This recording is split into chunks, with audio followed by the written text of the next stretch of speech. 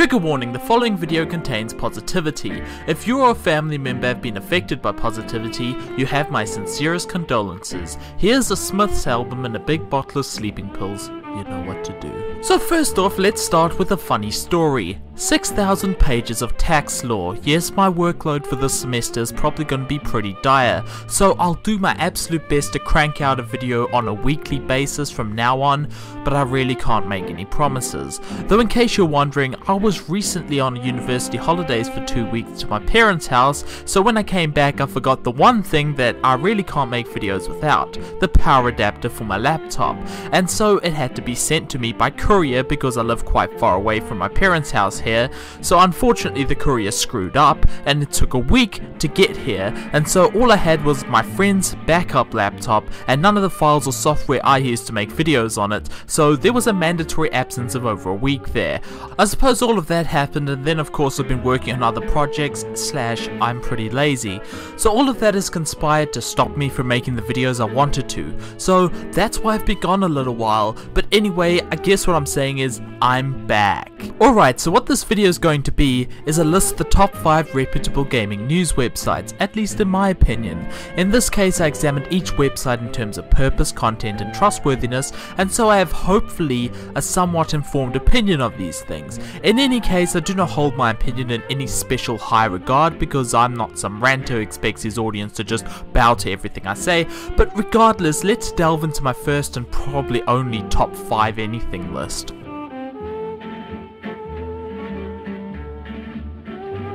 If I were going to make an incredibly lame analogy, then Shacknews would be the Reuters of gaming news websites.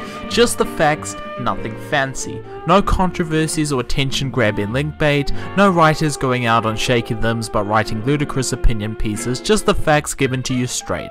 This is both a bad and a good thing, because while I read over many of the articles and I did find them to be quite balanced and neutral in tone, their editorial style is actually quite dry, to be honest. But overall, they're actually generally trustworthy when it comes to getting the facts more or less right, which is enough to at least win them a bronze medal compared to other game news websites, of course. There's also the interesting angle that unlike most other mainstream gaming news sites, Shacknews is owned by Gamefly, who are people that are not as closely tied with the video game developers as some of the other major gaming news outlets. And also, when I visited the site, I also noticed a distinct lack of advertising for games, especially AAA games on the site, which is often a source of conflict of interest when it comes to many mainstream game news sites. So for all of that, it earns a 5th place spot.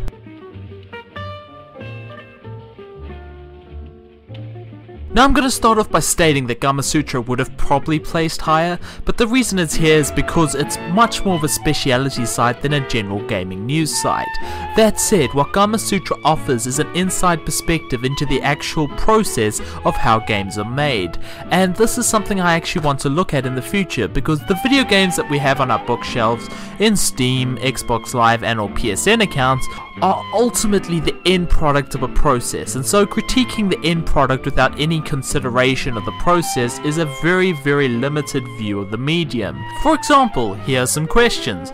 At what stage of the process does the sexism observed set into video games? How do the different creators, from the writers to the artists and even the programmers, influence our understanding of the final product? Are these creative people being curtailed by market expectations and the drive to make a profit?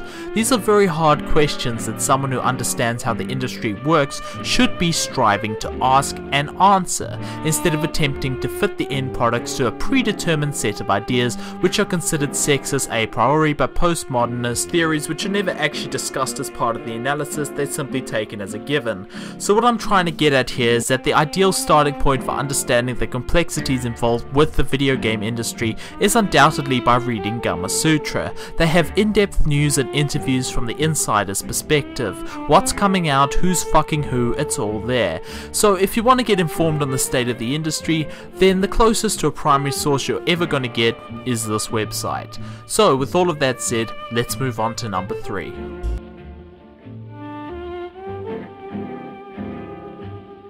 Just so that no one can accuse me of bias, I will state this outright. The Gameological Society is my absolute favourite gaming news and opinion website, alright? And it's here at number 3 to show you that I don't play favourites. Forgive me if I'm about to sound like a raving fanboy, but here's what I like about the Gameological Society. They write the line, they present all the facts to be sure, those are there, but they present them in such a new and interesting way that I really can't keep up sometimes. Basically, it's a collection of opinion pieces by a variety of different authors who all bring something fresh to the table in terms of ideas, while at the same time backing those ideas up with sound reasoning and facts, and all of this without ever compromising facts or simply omitting them, as me and many others have shown these news outlets to do. The fact that articles aren't going up every nanosecond and that most of the articles have a decent amount of length to them and sourcing are clear indicators that the editors and writers actually care about the quality of the content that they are providing there. Also, they are the sister site of the AV Club, which means that they are not subject to the same stringent corporate and political bias involved with other gaming news websites. Ultimately, Gameological is a website about thinking for people who like to have a nuanced and intelligent opinion about gaming and the culture which surrounds it, which is what makes this website such a rare gem. And it's also the reason that other news websites sometimes just resort to plagiarizing, embedding, or stealing its content, despite the fact that it is nowhere as well known as those sites. So yeah, if you want to check it out, then do. Linky down below. That's enough fanboyism for now, let's move on.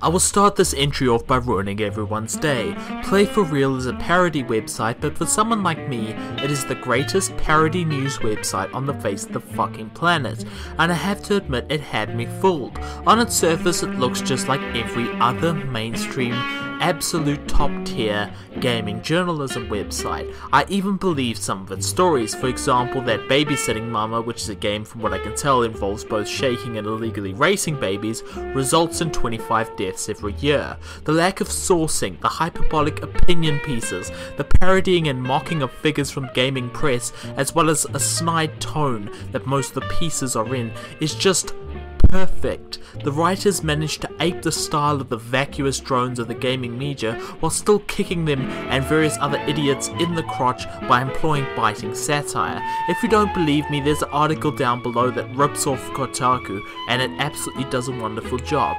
I suggest reading it. I still haven't stopped laughing just thinking about it. Anyway, let's move on to the much anticipated first spot.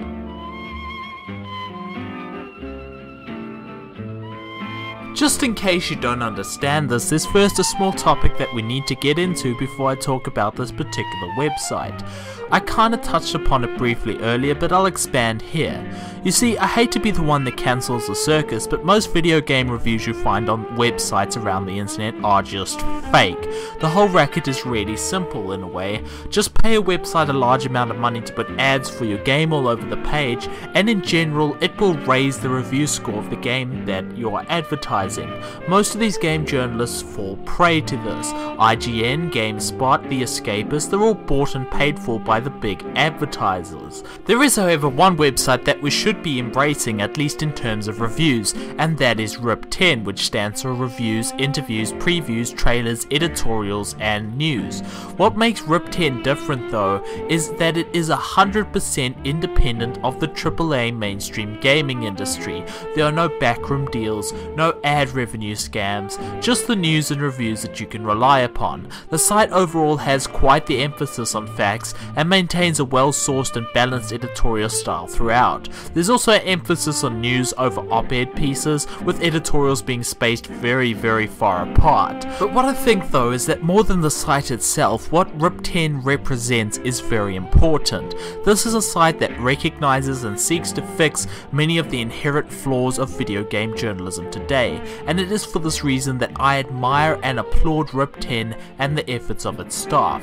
You magnificent bastards, don't you ever change. Though I gotta say this, the site does seem a lot more dead these days, so there might be some staff issues or something going on right now, I don't know, but it's still a great site, and so there you are. But wait, there's more. Since I shortchanged you by placing a parody site in my top 5, there is one honourable mention that I would like to make.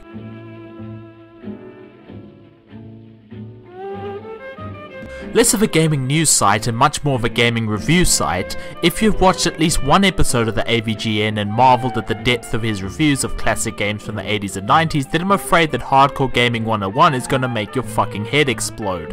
What the site is essentially a collection of highly detailed and deep old school gaming reviews in text form, and when I say highly detailed, I mean highly detailed.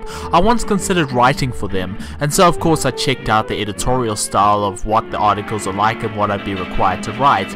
Let's just put it this way, these people don't just review a game, they review the game in its entirety, and they also review the entire series of games on every platform in English and Japanese. Those are the minimum requirements to write an article for them.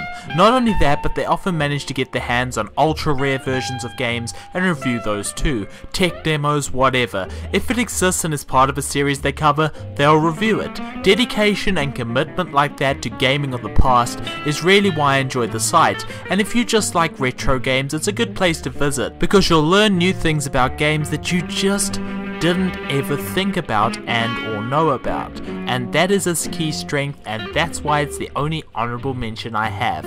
10 points in a rocket launcher to you if you figure out what the site's logo's parodying.